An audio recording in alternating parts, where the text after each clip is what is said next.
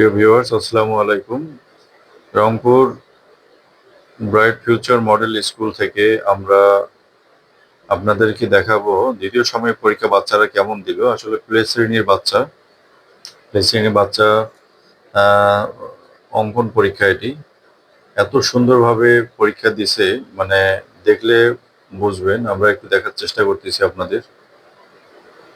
দেখেন, মাছ দুটো আর্ট করছে এত সুন্দরভাবে, লাইনের বাইরে কিন্তু যায়নি।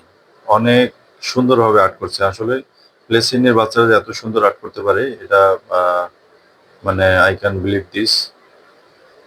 অনেক সুন্দরভাবে আর্ট করছে।